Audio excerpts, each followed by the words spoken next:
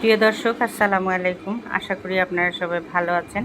আলহামদুলিল্লাহ, আমি আল্লাহর রহমতে ভালো আছি। তো আজকে আমি মুরগির মাংস এবং ডিম একসাথে ভুনা করছি, তাই আপনাদের সাথে শেয়ার করলাম। আশা করি আপনাদের ভালো লাগবে। তো রান্নার জন্য প্রথমে আমি চুলায় প্যান বসিয়ে তার মধ্যে সরিষার তেল 2 টেবিল চামচ দিয়ে দিলাম। আমি 1 কেজির মতো মাংস রান্না করব।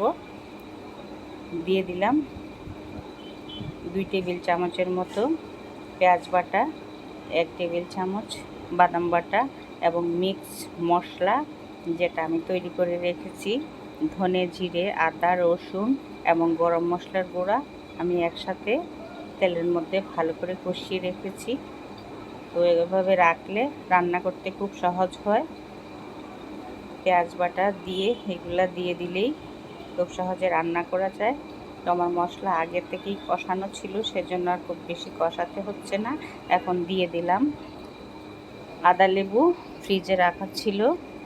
আমি আসলে আদা লেবুটা আমার খুব পছন্দের একটি লেবু, প্রায় মাংস রান্নাতে আমি এটা দিতে চেষ্টা করি। আপনারা সম্ভব হলে খেয়ে দেখবেন, খুব ভালো লাগবে।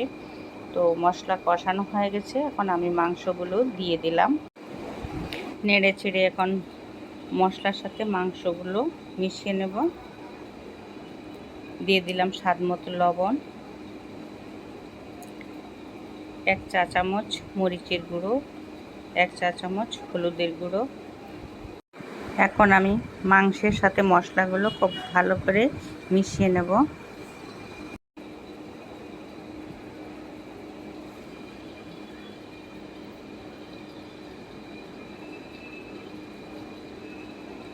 মশলার সাথে মাংস কষানো হয়ে গেছে। এখন 6-7 মিনিট আমি অল্প আছে ঢেকে রান্না করলাম। তো মাংস থেকে তেল বেরিয়ে এসছে। এখন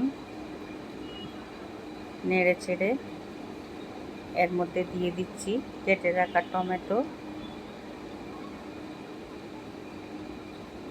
একই সাথে দিয়ে দেব ডিম,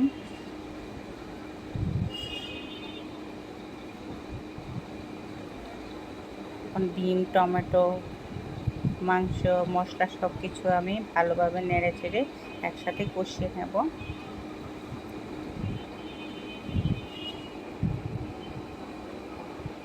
আমার কষানো হয়ে গেছে।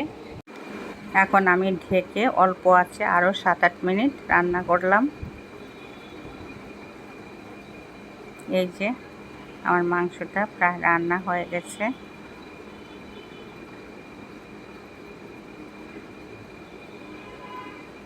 কিছুক্ষণ নেড়ে চেড়ে আবারও ঢেকে দেব।